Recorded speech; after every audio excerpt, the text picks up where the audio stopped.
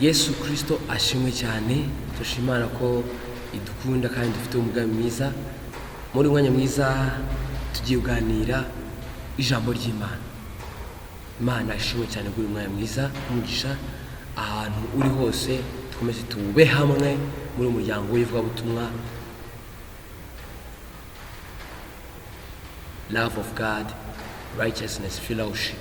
Aho uri hose Imana ishimwe cyane. Komeze wakire, dukorane, dufatanye, dusangizanye iby'ubwami bw'Imana.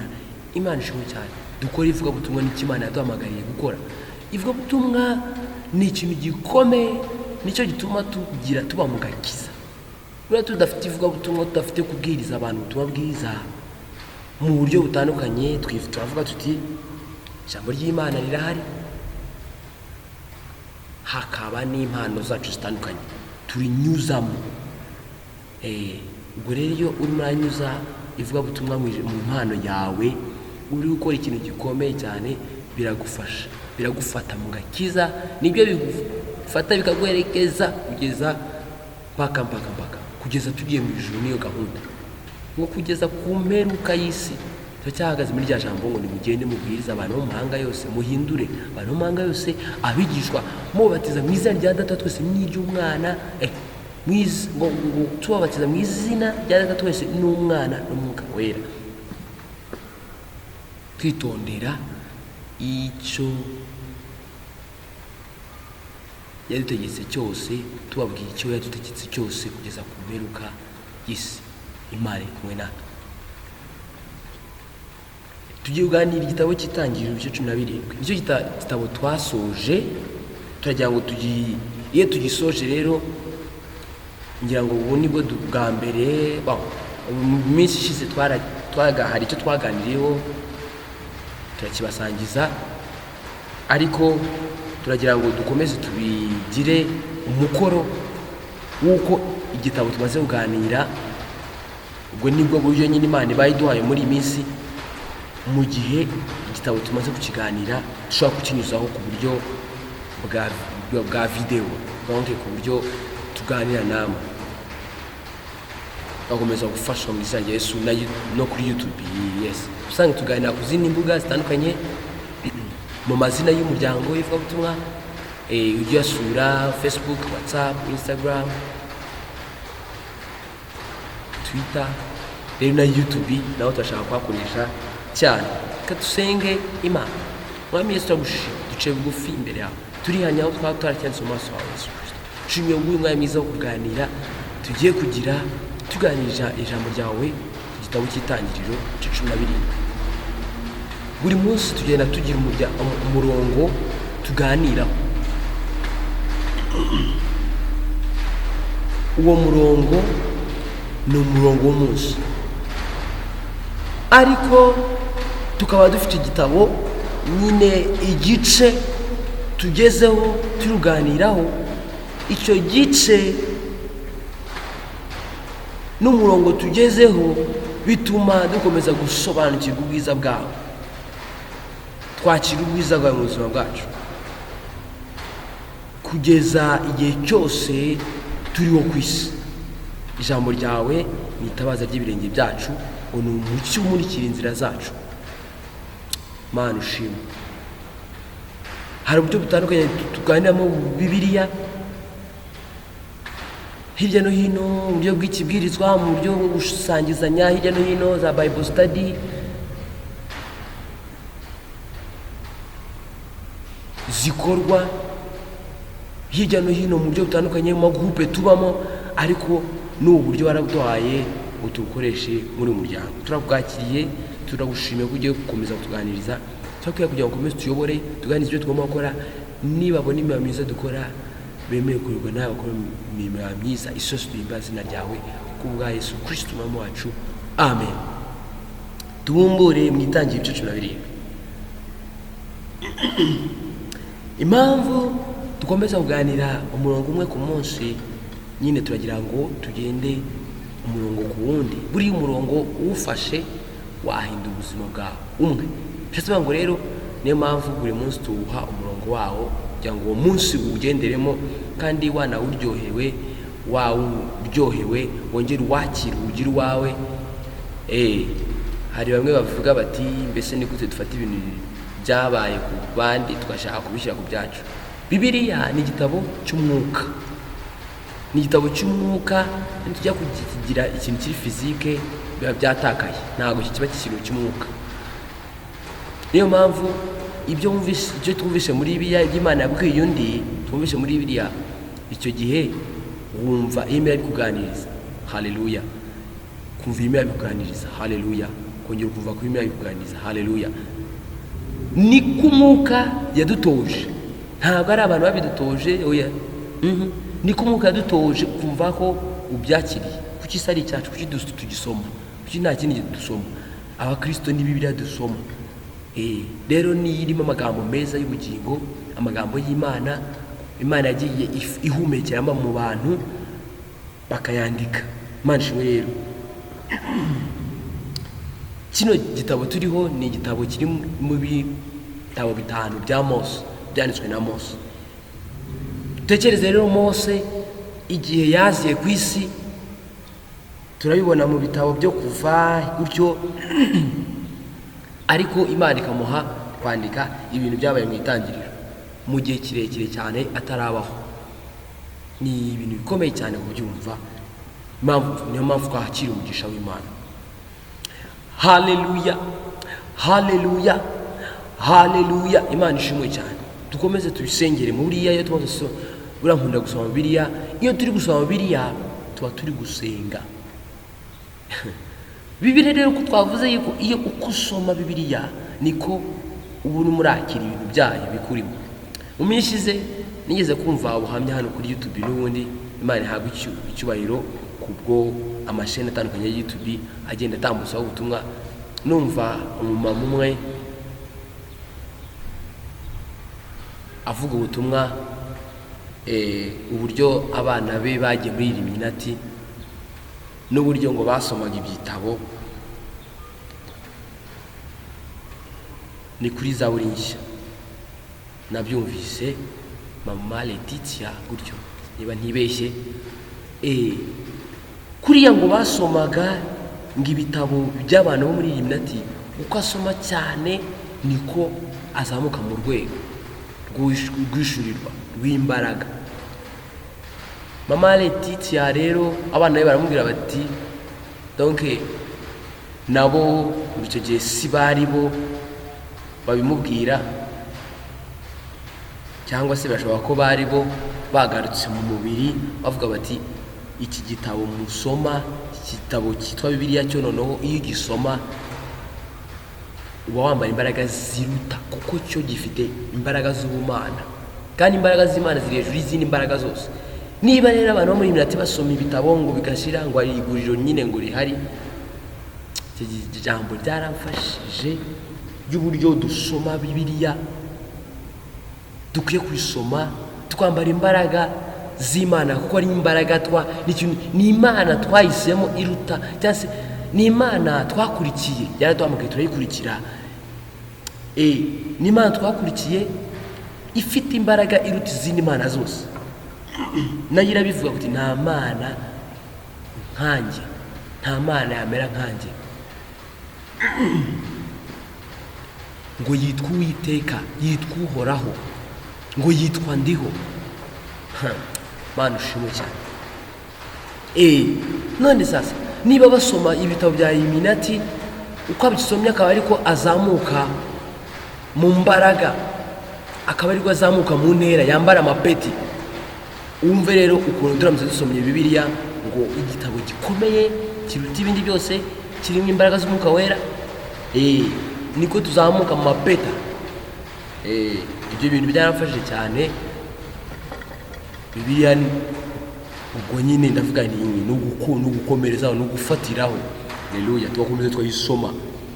None rero natwe Imana dushyizemo kugira ngo tujye tuyiganira umurongo ku wundi. Imana ishimwe cyane. Itangira ibice 17. Umutwe w'amagambo uravuga ngo Imana ihindura amazina ya Aburahamu na Sarayi. turasoma ibice tubiganira. Ubu turi kugisoma twarakirangije, niyo mpamvu tugiye kugisoma cyose. Aburahamu amaze imyaka 99 avutse. Imana ishimwe cyane. Uwiteka aramubonetse aramubwira ati, nize Mana ishobora byose, ujye ugendera imbere yanjye kandi utungane rwose. Haleluya. Komeze tugende ucakira. Ni ibyacu. Nkuko wera maratuganiriza mu izina rya Yesu Kristo. Abantu bose ni bamwe, Imana yarabaremye ngo babe bamwe, bakore, bafite titire imwe yuko twese twitwa abantu, kandi umuntu aremwa yahawe ubutware bwo gutwara isi. Satani rero abashaka kuyidutwara, ariko twahawe ubutware bwo gutwara isi. Niyo mpamvu tugomba kwigizayo ngo kubite, ngo mwigizeyo ngo wowe. Hoya, turi hano, buri wese afite impano itandukanye n'iyundi. Ndarwaye gutya nyine, ariko biraza nyine bigatuma umuhogo atamera neza, ariko madamu niwe ujye uvuga ngo oya ntabwo urwaye mu izina rya Yesu. Niyo mpamvu nari mvuze ngo ndarwaye, mpita mvuga nti oya, kavuge ko hari ibintu byari bije muri njye, nta mpamvu yo kurwara mu izina rya Yesu Kristo.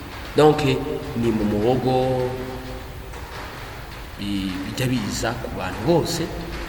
Umuhogo navuga ko ari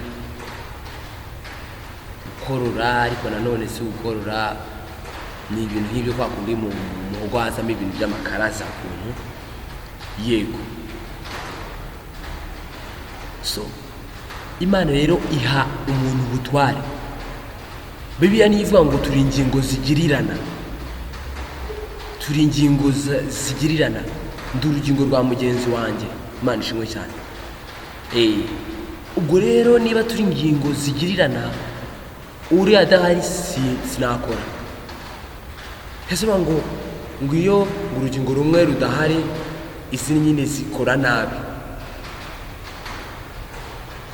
Ubwo no mu buryo bwacu mutekereze, uriya adahari nakora nabi.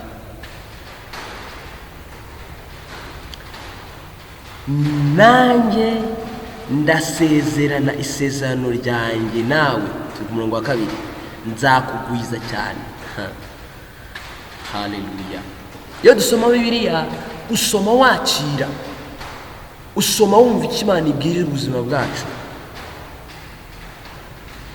usoma wakira wumva ubuzima bwawe hari urundi rwego ushaka kugeraho. Niyo mpamvu tuzaba tuyisoma. Ni amagambo meza, ntabwo ari amagambo ya motivation, oya, ni amagambo y'ubuzima. Amagambo y'ubuzima na motivation irimo. Ni amagambo akujyana ku rundi rwego. Imana ishimwe cyane. Umurongo wa 3. Aburahamu arubama. Imana iramubwira iti, dore isezerano ryanjye ubwanjye ndariguhaye. Imana ishimwe cyane. Nawe uzaba sekuruza w'amahanga menshi. Haleluya. Turabyakira mu izina rya Yesu Kristo. Kandi ntuzitwe ukundi Aburahamu, ahubwo wiswe Aburahamu, kuko nkugize sekuruza w'amahanga menshi. Imana ishimwe ko ariyo itugira. Kandi nzakororotsa cyane, nzatuma amahanga agukomokaho n'abami bazagukomokaho. Ibyo bintu birakomeye cyane. Kandi nzakomeza isezerano ryanjye nawe n'urubyaro rwawe ruzakurikiraho, rigeze ibihe byose, ribe isezerano rihoraho, kugira ngo nkubere Imana wowe n'urubyaro rwawe ruzakurikiraho. Tubere Imana kandi wowe n'urubyaro rwawe ruzakurikiraho nzabaye igihugu cy'ubusuke bwawe, igihugu cy'i Kanani cyose, kuba gakondo y'iteka. Nanjye nzaba Imana yawe. Haleluya. Imana ihindurira Aburahamu izina. Aburahamu ngo nawe arubama. Yesu ashimwe cyane. Imana irakomeza iramubwira. Niyo mpamvu nta handi twumvira Imana uretse muri Bibiliya. Niyo mpamvu nk'uko natwe twumvisha amagambo y'Imana twakubamye tukakira imbaraga z'Imana, twakira ubwiza bw'Imana ubuzima bwacu. Amagambo y'Imana ni ubuzima bufatika. Bibiliya iratubwira ngo Imana iravuga iti mu Itangiriro igice cya mbere n'icya kabiri. Imana iravuga iti nihabeho umucyo, umucyo ubaho, nihabeho habaho. Uzakunda Imana nivuga ku buzima bwawe, tuzakunda Imana nivuga ku buzima bwacu. Twakiriye ubwiza bw'Imana, twakiriye ineza y'Imana, twakiriye kuganirizwa n'Imana, twakiriye guhishurwa n'Imana, twakiriye imbaraga z'Imana muri mwaka wa 2022 mu izina rya Yesu Kristo. Imana iyo ivuze ku buzima bwacu nta handi ivugira. Bibiliya niyo duhorana, bindi byose by'ubuhanuzi biza nyine ari inyongera. Bibiliya rero turayihorana. Aho ushatse wajya uhaguruka ugasoma, ushaka kumva Imana ikuganiriza. Haleluya. Turubamye natwe twakira ijambo ry'Imana mu izina rya Yesu Kristo.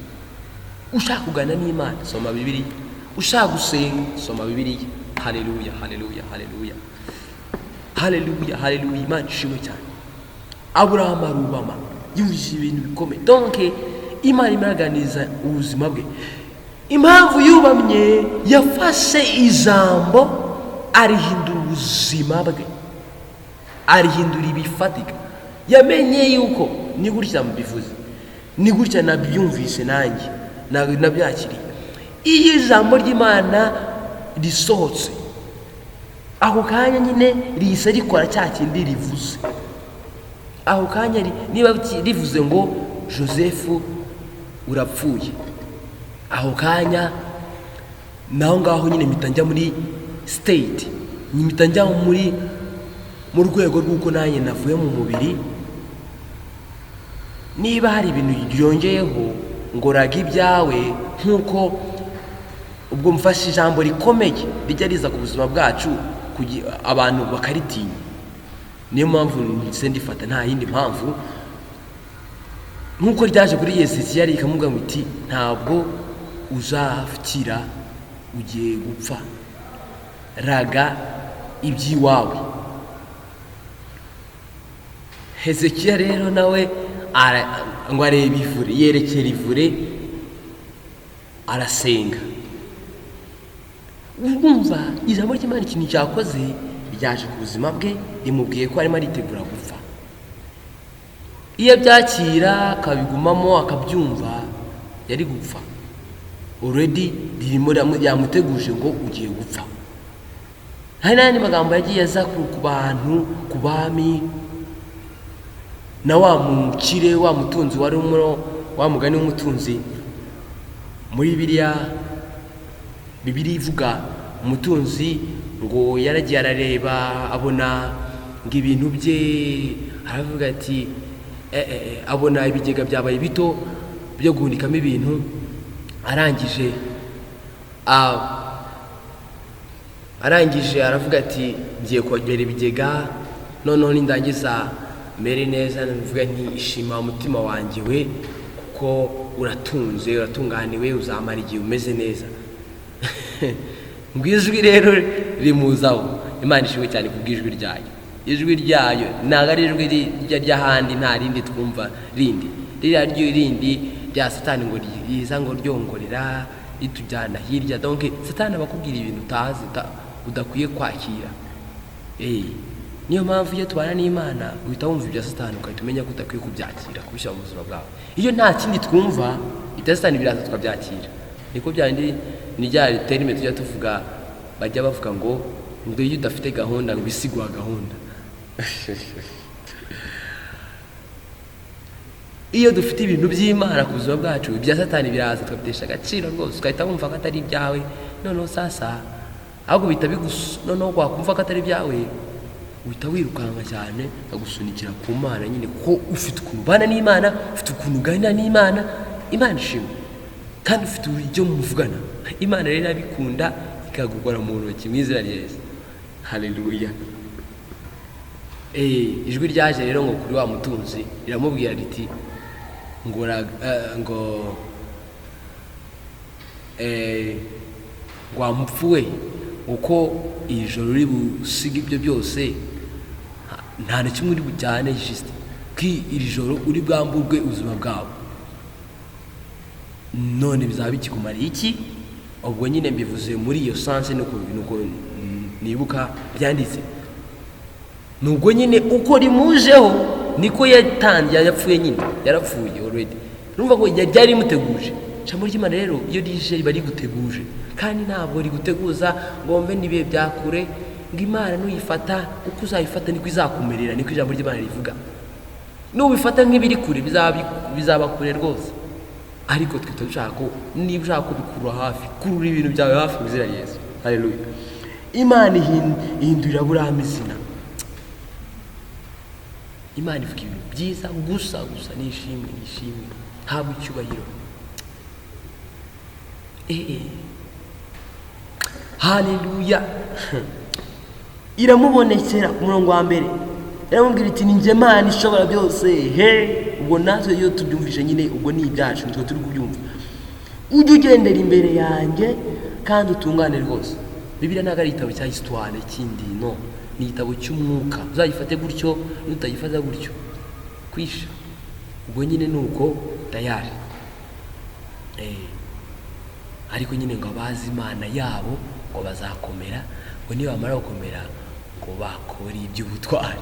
Uzajya ubona rero abantu bakora iby'ubutwari kubera ko twagifashe nka histoire, ariko Bibiliya ni igitabo cy'umwuka kuko Imana yacyandikishije kugira ngo kigumeho. Imana tugiye neza cyane. Nguyu ugendera imbere yanjye kandi utungane rwose. Twakiriye gutungana mu izina rya Yesu Kristo. Aburahamu arabyakira. Imana yamubwira iti nzakororotsa, amahanga azagukomokaho n'abami bazagukomokaho. Haleluya. Ni amagambo akomeye. Mbese uri kwakira ijambo ry'Imana mu buzima bwawe gute? Usome aya magambo, ugende wakira ibintu bikomeye cyane. Nzakomeza isezerano ryanjye nawe n'urubyaro rwawe ruzakurikiraho, rigeze ibihe byose, ribe isezerano rihoraho, kugira ngo nkubere Imana, wowe n'urubyaro rwawe ruzakurikiraho. Reba Imana ari Imana yacu iteka ryose. Hagashya. Imana ushimwe cyane. Umuriro w'Imana wakiye muri twe. Hashye niko tujya tuvuga. Twakomeje gusoma rero umurongo wa 9. Ubwo dukomeje kwakira ibintu byacu. Niyo mpamvu tujya dusoma kagenda buri murongo twawakira ukwawo, undi twawakira ukwawo, kugeza kera Bibiliya tuyirangije. Tugeze mu itangiriro cya 18, ariko iki cya 17 twashatse kugira ngo tugisangizanye kuri YouTube. Ubwo n'Imana tushimwe cyane, ubwo tuzajya dukomerezaho n'ibindi bice. Imana yongera kubwira Aburahamu iti nawe rero hari ibyo navuze hejuru, ariko nawe rero uzakomeza isezerano ryanjye, wowe n'urubyaro rwawe ruzakurikiraho kugeza ibihe byabo byose. Nuba ngo iyo nsoje ubuzima bwanjye ndi mu isezerano ry'Imana, kurusohoza ndi mu isezerano ry'Imana, niwo murage mba mpaye nanjye abazankomokaho, nabo bakazakomeza ubuntu bw'Imana. Uko ndushaho kubana n'Imana niko mbasunikira nabo kubana n'Imana, niko bigenda, ni direct. Uko ndushaho ngenda nkora gutya na gutya, niko nabo bagenda bakora gutya na gutya. Ni direct rwose. Ni ikintu cyitwa amaraso. Imana yagishyizemo ibintu bikomeye cyane, imiryango, amaraso, ko tuvukana, yaba ababyeyi n'abana, ngo ni imisezerano riri uko Imana yavuze. Ijambo ry'Imana niko rivuga.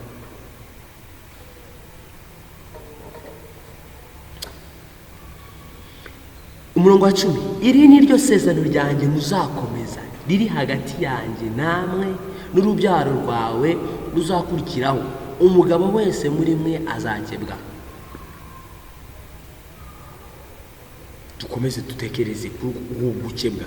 Muzakebwa umunwa w'ibyo mwambariye, kizaba ikimenyetso cy'isezerano ryanjye namwe.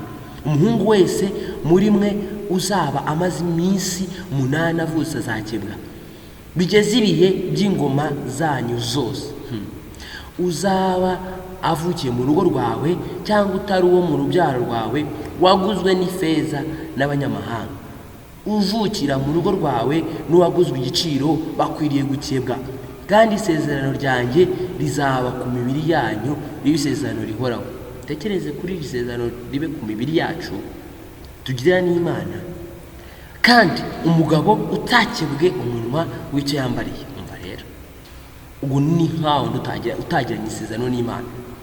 Hari Imana isezeranya abantu, ariko hari n'ikiba itubwira ngo niyo nyine yaturemye, natwe iratubwira icyo gukora. Hari ikizadukorera, natwe yatubwira icyo tuzayikorera kugira ngo tujyane isezerano nayo. Ngo uwo muntu wazakurwa mu bwoko bwe azaba yishe isezerano ryanjye. Ibaze gukurwa mu bwoko bw'Imana. Uku gukebwa n'iki? Turabyumvamo iki? Kuri ngewe iyo turimo turaganira nkunda kuvuga ku ruhande rwanjye ko mbyumva, n'abandi bakavuga uko babyumva, ariko turasangiza nyine kugira ngo umwuka akomeze tuganirize twese. Imana ishimwe cyane. Kukura gusangizanya ntabwo dushyiraho precision ngo tuvuge ngo ni bino, ni gutya biri ono. Ibitekerezo tuba dutanze naho tubivuga, naho twaba tubivuze, nuko byagiye bidukuriramo ngo tukagera dushyiraho iteka ngo ni gutya biri, ariko ni ibitekerezo tuba dutanze. Hagira rero undi ubyakira, ni byiza. Ubwo nyine muba muri mu murongo uwo muba mufatanije. Niyo ngo tungana ibitekerezo kugira ngo dukomeze tuzamurane mu mwuka bitewe n'urwego buri wese agezeho. Imana ishimwe cyane. Isezerano tugirana n'Imana, umutwe w'amagambo wanga uravuga ngo Imana ishyiraho gukebwa ho ikimenyetso cy'isezerano ryayo. Nakavuze ngo Imana irashyiraho gukebwa kugira ngo natwe kiba ari igikorwa tuyikoreye ku mibiri yacu, n'uko ijambo ryayo ritubwiye. Gukebwa bisobanuye iki? Pawulo wakomeza bitindaho mu bice mu nzandiko yagiye yandika avuga ati gukebwa dukebwe ku mitima. Isezerano rya kera ndibona nk'integuza y'isezerano rishya. Isezerano rishya Yesu aza mu isi. Yesu aravuga ati sinzanywe, ntimutegereze ko najaniye gukuraho, unazanywe no gukuraho ibya amategeko cyangwa ibyahanuwe. N'ubuhanuzi, amategeko y'Imana, Imana yatindaho cyane, kavuga iti mwitondere amateka yanjye n'amategeko yanjye ngo ntimuzayibagire. Natwe ntituzayibagire mu izina rya Yesu muri 2022. Amategeko y'Imana n'amateka yayo. Imana dufite amateka nayo kuntu yabanye natwe. Imana ishimwe. Amateka yayo niyo atuma tuhagarara dushikamye, tugahagarara nyine avuga ati turi mu Mana, tugundira ibyo twakiriye, tugundira kubana n'Imana, kuko nta yindi Mana iriho. Nta yindi Mana iriho usibye wowe gusa. Nta yindi Mana iriho usibye wowe. Haleluya. Nta yindi Mana iriho usibye wowe gusa. Nta yindi Mana iriho usibye wowe. Izindi mana zose ni ikinyoma cyuzuye gusa. Izindi mana zose ni ikinyoma cyuzuye, ntizivuga ntizikora, ni ikinyoma cyuzuye. Izindi mana zose ni ikinyoma cyuzuye, ntizigenda ntizitekereza, ni ibintu biraho gusa yo. Izindi mana zose ni ikinyoma cyuzuye. Nta yindi Mana iriho usibye wowe gusa. Nta yindi Mana iriho usibye wowe twamenye. Wamenye iyi Mana yacu ntibisoboka ko wayivaho, ntibibaho. Niba warayimenye ubu muri kumwe nta kibazo, ibindi unyuramo ni ibintu biri aho nyine bisanzwe. Yowe yarabisobanura aravuga ngo ntimuzi ko turi mu isi dufashe igihe mu ntambara, kandi ngo n'iminsi tumaramo mu isi ngo ni nk'uko ubwatsi nyine bwuma, iri aho gusa isaha n'isaha wagenda. Aha aravuga ngo navuye mu nda ya mama nambaye ubusa, nzasubira mu nda y'isi nambaye ubundi busa. Naje ntacyo nzanye nyine, nzasubirayo nta n'ikindi njyanye. Imibiri ngo ni ibereho kuba ibitambo bizima bishimwa n'Imana, ni idufasha mu gutambutsa ubutumwa. Haleluya. Yo ni igitaka nyine kijya kigenda ku gitaka kigenzi cyacyo ariko ikintu cyitwa umwuka niwo Imana yashyizemo ngo tugire ubugingo buzima. Mwitangiriro cyo cya kabiri, Imana ngo tugire umwuka mu mwuka w'ubugingo, umwuka muzima, tugire ubugingo buzima. Umwuka wo uzasubira ku wawo. Haleluya. Ni nawe uzacirwa urubanza. Umwuka uri muri twe niwe uduha ubuzima. Uyu ni umwuka wa Joseph, uyu ni umwuka wande, uyu ni umwuka wande. Hari igihe tujya twumva abavuga batandukanye bavuga ngo hari umwuka ngo wa Beelzebul, uwo ni wenda ntiyabaye umuntu. Beelzebul ngo umutware ngo w'abadayimoni. Hari undi ngo umwuka ngo wa Adoniya, umwuka wandi nandi kwa kundi. Urahari niko navuga, cyangwa se ubuzima. Yavuze umwuka bavuze ubuzima. Tutafite umwuka nta buzima. Cyangwa ngo rero umwuka uri muri twe waturutse ku Mana, ubwo nyine uraza nyine uyu nguwo witwa Joseph. Uzasubirayo Imana igucira urubanza. Nuvuga ngo mfite ubuzima, mfite umwuka. Turi abantu babiri, hari umubiri fizike n'umubiri wa roho, n'umubiri w'umwuka. Uwo mubiri w'umwuka rero niwe Imana iduhemo. Nuvuga ngo iyo ije umwuka wawe, ubwo nyine uwo muntu abaje muri twe. Uwo mwuka rero, uwo mubiri w'umwuka niwe uzabona Imana, niwe uzajya mu ijuru, cyangwa se niwe uzajya mu muriro. Tekereza rero, tekereza umubiri w'umwuka uzajya mu muriro umeze utera. Umubiri w'umwuka ntabwo tuwubona, ariko se uzajya mu muriro ute? Uzajya mu muriro ute? Uwo muriro nawe ubwawo umeze ute? Umuriro uzajyamo umubiri w'umwuka. Umubiri w'umwuka ntugaragara. Uwo muriro se uteguwe? Nabyo biri mu isi y'umwuka. Zavuga ngo umubiri w'umwuka, niyo mpamvu iyo twagiye mu mwuka wumva ngo umuntu yagiye yabonye mu ijuru. Haleluya. Turaritashira ijuru. Chakirima, receive God. Akira Imana mu buzima bwawe. Akira Imana mu buzima bwawe, tugendane. Ubundi umubiri w'umwuka uri muri wowe, uri muri twe, tuzabona Imana. Umuriro ntabwo ari uwacu, urahari nawe rwose mu isi y'umwuka.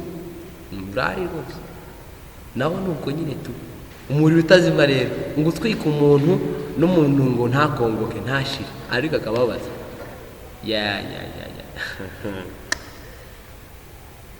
Imana yababwira iti ikimenyetso isezerano tugirana nuko mukebwa. Cyangwa ngo imibiri yacu ibi bitambo bizima byera bishimwa n'Imana. Imibiri Imana yayiduhaye, isa n'isaha ujye wumva warwaye nk'ibingibi navuga ngo nakoroye, ujya kubona ukabona biragenza ukundi, ariko nawe ufite ubudahangarwa bukomeye cyane. Ujya kubona ukabona ucitse igisebe, ukajya kubona kigukuwa mu minsi yiteka mikeya, ntumenye ko cya gisebe cyahanyuze, ntanse ukaba wahahura inkovu cyangwa ntuyibone, harongera agasubirana. Imana irakomeye.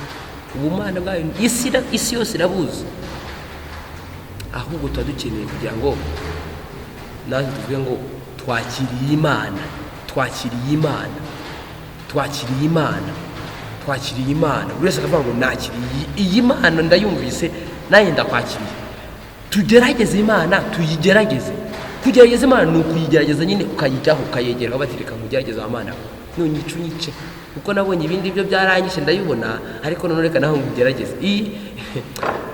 Tugerageze Imana mu izina rya Yesu, uburebera igitangaza idukorera arasha. Haleluya. Uku gucebwa Pawulo arakuvuga gucebwa k'umutima. Ese ni isezerano ushobora kugirana n'Imana ku mibiri yacu rero, nkuko bivuga ngo imibiri yanyu igomba kuba iriho isezerano ryanjye namwe. Ngewe uko mbitekereza mbyumva, imibiri yacu Imana yiduhaye kugira ngo ibe mu isi izababazwa. Ugucebwa buriya ni ibintu nyine ngo bibabaza, ubwo buri wese wakebwe nyine arabizi, ni ibintu bibabaza. Impamvu uvuga ntekereza ko bibabaza nyine kurushaho, nuko iyo ku gitsina cy'umuntu hari ikintu kimuriyeho ujya wumva ubabare buruta wenda ubundi. Niyo mpamvu mvuga birababaza, ubwo wenda ndagira ngo n'undi utarabikoresheje abyumve muri ubwo buryo, birababaza. So imibiri yacu rero izababazwa. Yesu yaravuze ngo bazabakubita, bazabagira bazabatuka, bazabagire nabi, babatoteze, babamura. Uko bangenje niko namwe bazabagenza. Ibi ngibi byateguraga umuntu wa Kristo uzababazwa, niko nabivuga. Azaza b'umuntu, iyi mibiri tuba tugira gutya, tuyikoresha gutya, iki byose rimwe na rimwe tuyirinda kubabazwa, ariko igomba kubabaza uko byagenda kose tukiri mu isi. Imana itugire neza cyane. Kubabazwa ni isezerano tugirana n'Imana. Icyo nicyo navuga. Kubabazwa kw'imibiri yacu ni isezerano tugirana n'Imana, kuko niyo ituma tugaragara ku isi. Hari abantu bayitindaho rero. Pawulo Stefano bamutera amabuye, arababazwa, ariko umubiri wo mwimbere ufite imbaraga. Haleluya. Ufite imbaraga zikomeye cyane, yirebera mu ijuru, turabaje no muhumike tu, ariko tundaritaje. Haleluya. Muze tukarire Bibiliya. Harashara Imana ishimwe cyane. N'abandi bababajwe, Petero twumva ko yavuze ngo ntago mwamba nk'umwami wanjye. Tinge mumbambe muncuritse. Abandi ngo bakarangisha amavuta, abandi bagwa mu nzu y'imbohe. Ni imibiri ibitambo bizima byera bishimwa n'Imana, ngo niko kwikorera kwacu gukwiriye. Abaroma 12 niko Pawulo yandikiye Abaroma. Niryo sezerano tugirana n'Imana. Umva, Imana hari bidusezeranya, ariko ntabwo tubisezeranya, kandi bizagaragara ku mubiri yacu. Murongo wa 15 Titi iravuga ngo Imana isezeranya yuko Sara azabyara umuhungu. Twakiriye ijambo ryawe Mwami Yesu, ngo rigwire ribe muri twe, ngo rigwiriye. Haleluya. Imana yongera kubwira Aburahamu iti, Sarayi umugore wawe ntukamwite ukundi Sarayi, ahubwo ujye umwita Sara. Haleluya. Nanjye nzamuha umugisha, kandi nzaguha umwana w'umuhungu kuri we. Jambo yakomeye ni ryiza. Nzamuha umugisha, iyi ni ryiza koko, kandi azaba nyirakuruza w'amahanga, abami b'amahanga bazakomoka kuri we. Jambo yakomeye, uryakire mu izina rya Yesu. Umve hari uko nawe uryakire mu buryo bundi bitewe n'igihe tugezeho. Maze Aburahamu arubama, araseka, aribaza ati, umva rero Imana avuga ibintu bikomeye, ariko Aburahamu araseka, aribaza ati, mbese umwana azabyarwa n'umaze imyaka 100 avutse? Ibyo logique ntayazi, agiye muri logique. Kandi na Sara umaze imyaka 90 azabyara. Ya ni ibyo nyine. Isi baza logique y'isi. Nitujya muri logique y'isi turabyangiza neza. Aburahamu abwira Imana ati icyama Ishimayeli akabaho ari imbere yawe. Buriya tuzi uburyo Ishimayeli yabayeho, tuzi uburyo Ishimayeli yavutse.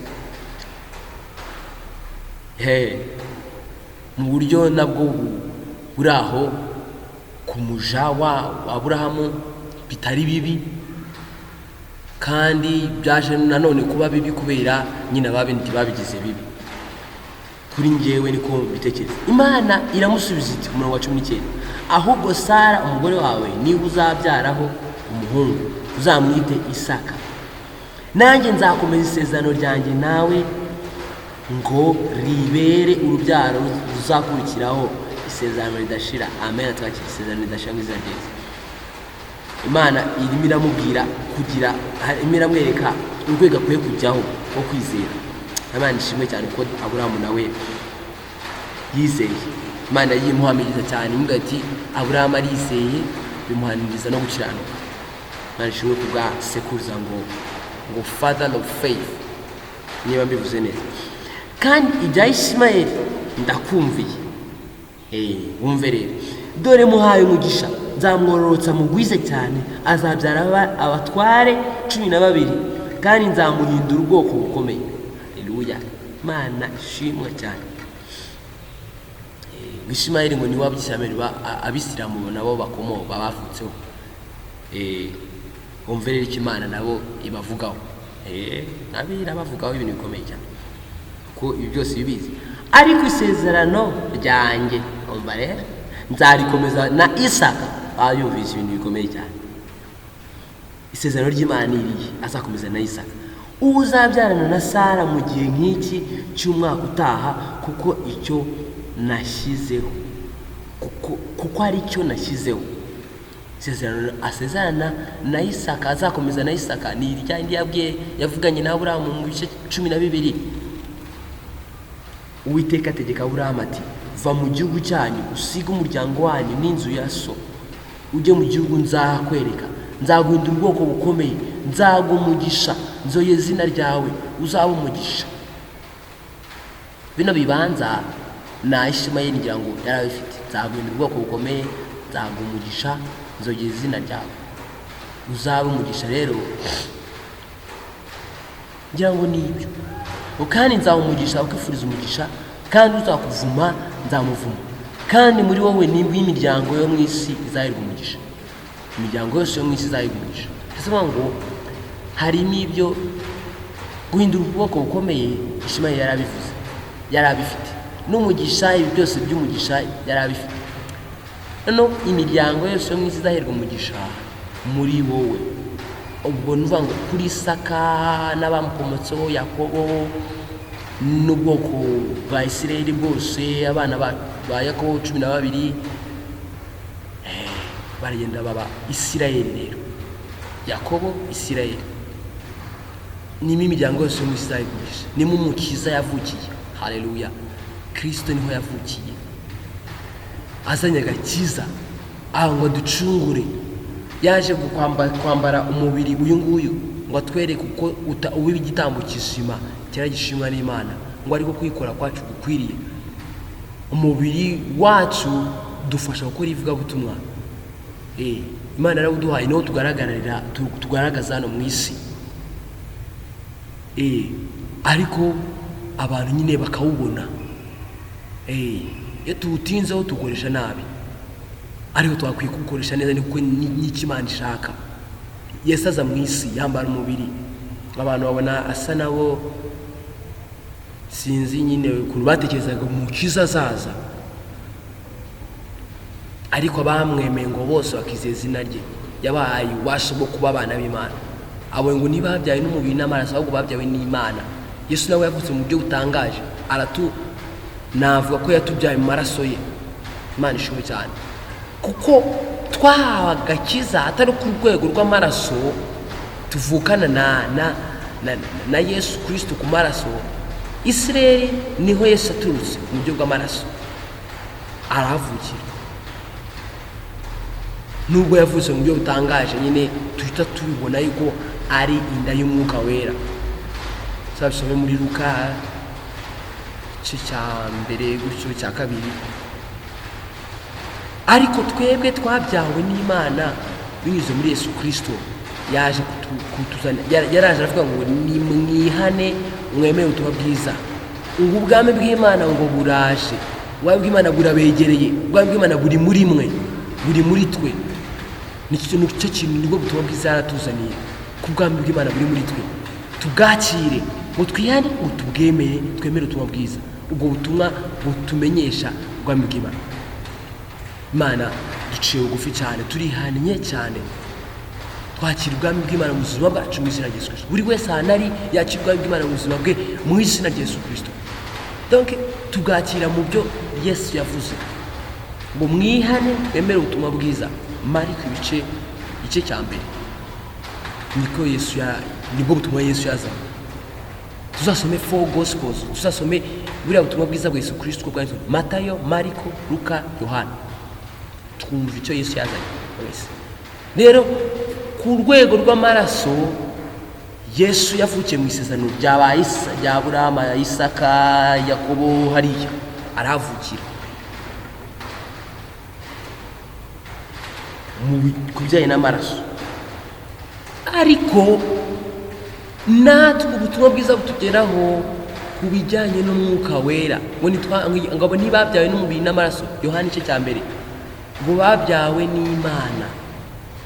Yesu ubutumwa azana, aya magambo nibo buzima. Haleluya. Yesu yabwiye amagambo menshi muri Yohana ibice 6, ninjye mugati w'ubugingo, undya ntazapfa iteka, azabaho iteka. Haleluya. Genda avuga n'andi magambo menshi meza. Imana ishimwe cyane. Yesu rero twabyawe n'Imana mu magambo ya Kristo. Yohana igice cya mbere, mbere na mbere habuze ijambo, uwo jambo yari Imana, nta cyane mu kitaremwe nawe. Uwo jambo yari Imana. Twabyawe n'Imana, twabyawe n'Imana ijambo.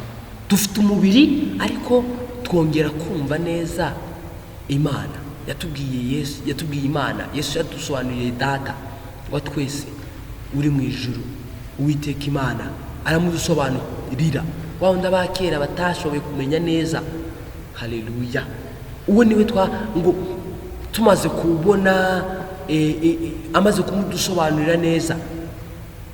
Ntabwo ibimenyetso yakoze byari ngombwa, nuko babikenewe, nuko Imana idukunda, ariko ntabwo aribyo byatumenyesheje Yesu, byatumenyeshe ko ari umwana w'Imana. No, ahubwo ibyo avuga, amagambo avuga ni ubuzima. Amagambo avuga niyo akiza, niyo yakizaga bariya abantu. Turi abana b'Imana, nkawe niwe ngo brother wacu, elder brother, niba ariko navuga, muri Kristo Yesu, ku Mana, mu bwami bw'Imana. Imana ishimwe. Sara y'Imana imuhindurira izina. Haleluya. Twakira amandi utekereze ku izina y'ababyeyi bakwise, wakire umugisha waryo. Nusanga atari ryiza, wakire izina nawe mu izina rya Yesu Kristo. Izina rijyana n'umugisha, niko bimeze. Imana ishimwe cyane. Aburahamu arubama, araseka ibyo marayika amubwiye. Ese ngo hari umuntu wabyaye afite imyaka 100 avutse?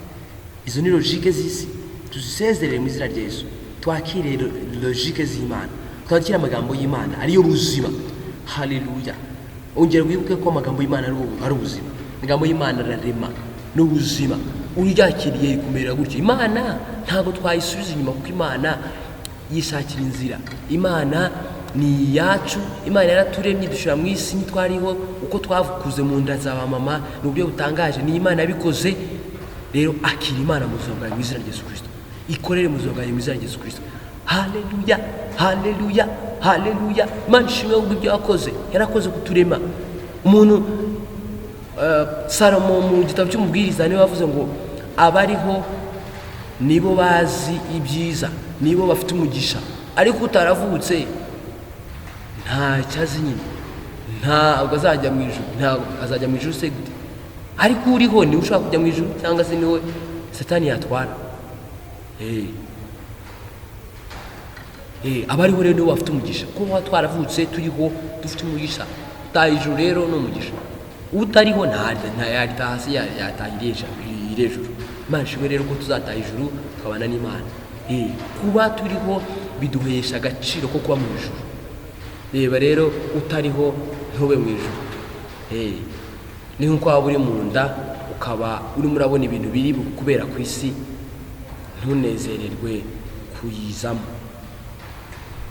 nyine, ukavuga uti cyangwa se ukabona isi imeze neza, baguwe neza, ariko ukabona wowe uracyari mu nda utinzemo, kandi urimo urareba ibyo mu isi ukabona biraryoshye. Nicyo rero. So abataravutse ntabwo nyine ntabariho nyine. Abariho nibo bazi ko bazatanga mu ijuru. Imana ishimwe cyane ko abantu bariho bafite umugisha wo kuba mu ijuru. Haleluya. Imana iramubwira iti hoya, isezerano ryanjye nzarikomeza na Isaka uzabyara ku Sara, ariko na Ishimayeli ndakumviye, azahinduka ubwoko bukomeye, nzamuha umugisha.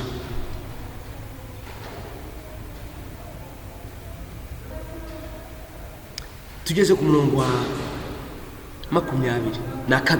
Imana irorera kuvugana nawe, irazamuka ivaho Aburahamu ari. Kandi Imana yamubwiye amagambo akomeye cyane. Ku murongo wa 21, Sara uwo uzabyarana na Sara mu gihe nk'iki cy'umwaka utaha, uko ari cyo nashyizeho. Hari ibintu Imana yashyizeho ku buzima bwacu.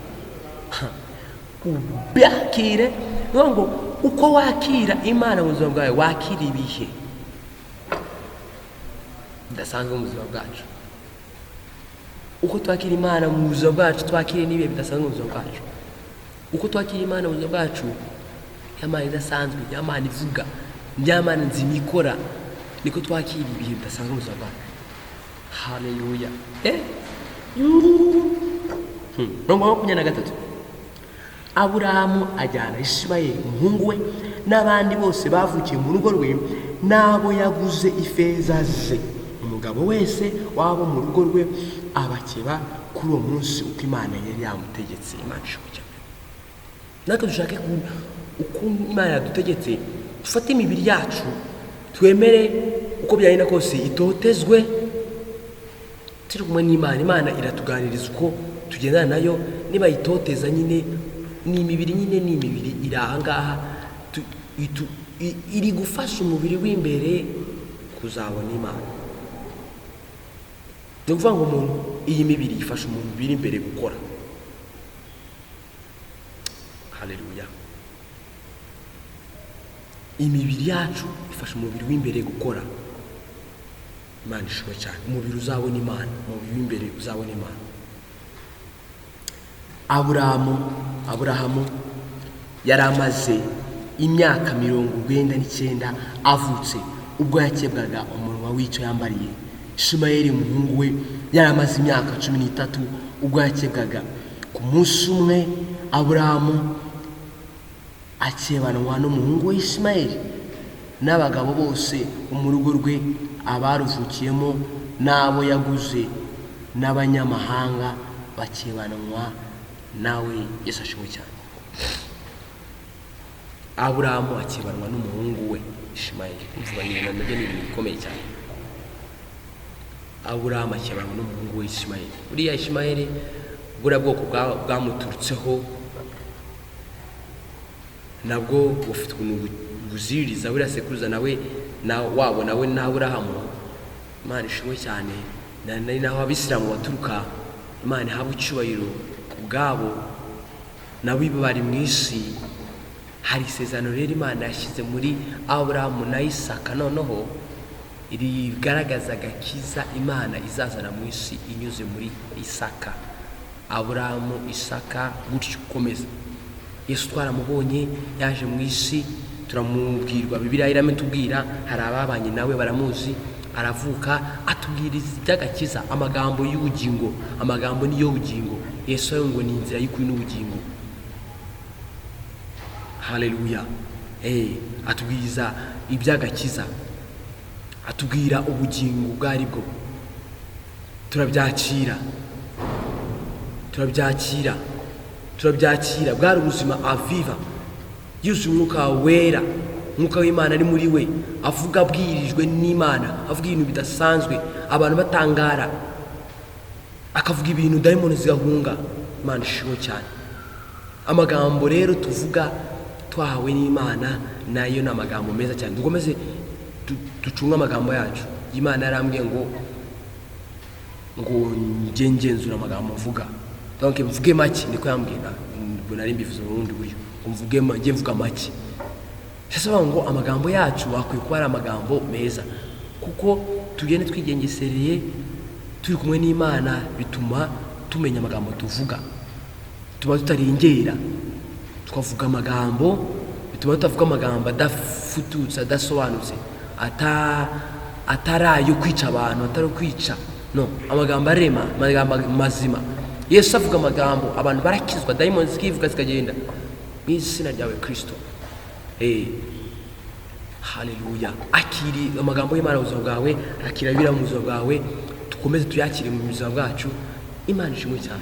Turasoje bw'iki gitabo cyacu kitangira ibice 17. Ubutaha tuzaganira igitabo kitangira ibice 18. Komeze usubire ziriya mbuga zose. Akenshi tuganira mu rurimi rw'Icyongereza, ni byiza. N'izindi ndimi naho tuzaziganira ngo nta kibazo. Imana yaduhaye umugisha, dushobora kuganira rwose, kumenya izo ndimi zose, guhurira hamwe tukavuga Imana. Nibwo butuma Imana yaduhaye. Isi yose igomba guhabwa umugisha. Nicyo twumvishe, nicyo twasomye. Ni imiryango yose izaherwa umugisha. Yesu sasa mu isi rero, n'isi yose irimo irumva ubutumwa bwiza. Abo b'Isilamu nabo bazutse kuri Ismaili, nabo bumva ubutumwa bwiza, bagenda babwumva, n'ubu turabuvuga. Nabo harimo abarimo barabwumva ubu ngubu, bazabwumva, ngo bahindukire ubuzima, babwakire, bahindukire ubuzima. Imana ishimwe cyane. Ngo abamwemeye bose bakizera izina ryabaye ubushobozi bwo kuba abana b'Imana. Abo ngo ntibabyawe n'umubiri n'amaraso, ngo babyawe n'Imana. Reka twakire kubyarwa n'Imana mu izina rya Yesu Kristo. Ntabwo tubyakira bidasanzwe, ntabwo twakira ngo kubyarwa n'umubyeyi, no, ahubwo tuhita tumenya yuko twabyawe n'Imana. Iyo turi mu isi tumenya ko Imana yaturemye turi abayo, tugomba kugendana nayo, tugomba kuyoborwa nayo, gukomezwa nayo, kuyoborwa nayo, ikatuganiza. So iyo tumenye ijambo ry'Imana rije ku buzima bwacu, tumenye icyo Imana yadukoreye imbere, yadutoranije, tumenya ko yagutoranije. Icyo dukora ni ukwihana, aho tutagenze neza, ariko twabyawe n'Imana. Isi yose yacunguwe n'Imana, kuko Imana ngo yakunze abari mu isi cyane, yatumye itanga umwana wayo w'ikinege, kugira ngo umwizera wese atarimbuka, ahubwo ubugingo ahabwe ubugingo. Twese rero twaremwe n'Imana, ariko umwizera azahabwa ubugingo buhoraho. Niwe uzahabwa ubugingo buhoraho. Ngo utamwizera amaze kuricirwaho, niko Yohana 3 havuga. Rero ijambo ry'Imana ni ryacu, niko iby'umwuka bimeze. Nicyo tumenya icyo Imana yadukoreye, tugaca bugufi, tukihana. Buri wese ahantu ari yihane, ace bugufi mu izina rya Yesu Kristo. Imana ishimwe ku ijambo ryayo. Rero turanezerewe kuganira. Reka dusenge Imana. Mwami Yesu, turagushimira imbaje, tugaha ikaze mu mitima yacu. Turihanya twatakiranze mu maso hawe Kristo, aho twamaze igihe kinini tutagendana nawe, tutayoborwa nawe, kandi ari wewe waje ku bwacu. Waje ku bwacu. Buri wese rero ahantu ari aciye bugufi, arihannye, aho yaba ataracyanditse mu maso hawe, arakwakira kugira ngo ukomeze umuyobore. Turakwiye kugira ngo tuyobore ibyo tugomba gukora, nabo n'imana myiza dukora, bemere kuyoborwa nawe, bakora imana myiza. Isi yose twimbaze izina ryawe.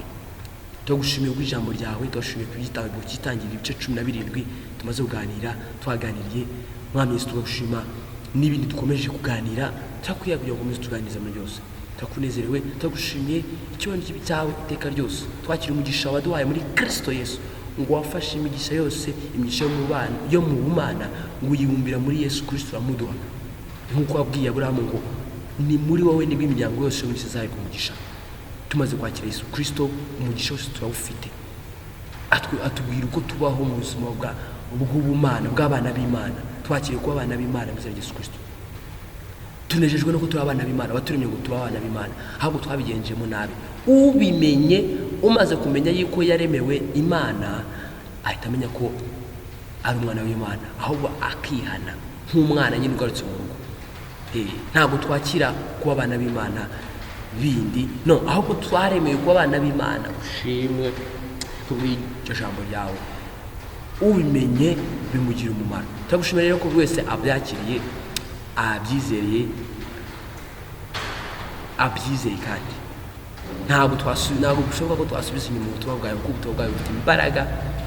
Kubusubiza inyuma nyine ntabwo bibaho, ntabwo twabisubiza inyuma ngo tutabishaka, no, ntibibaho.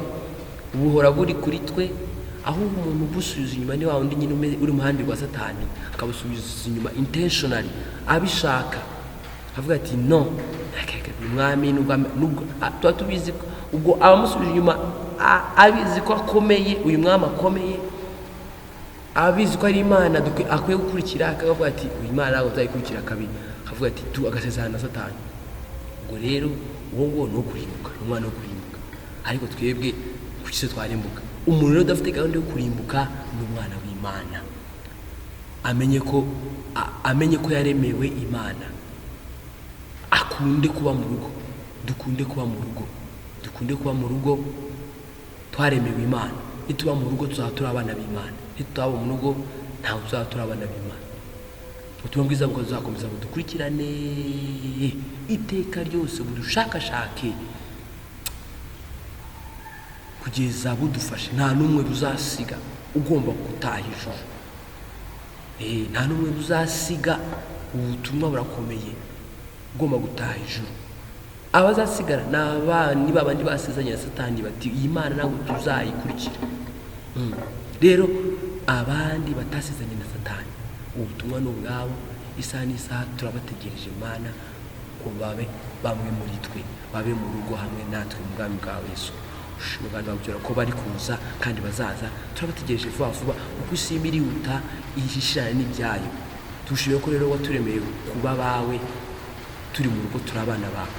Turagushimiye ko ikibanyi ari cyawe ibihe byose. Turagushimiye ibyo wakoze mu buzima bwacu, kuko waturemye kugira ngo tuzabane nawe mu izina rya Yesu Kristo umwami wacu. Dusabye kandi koze, amen.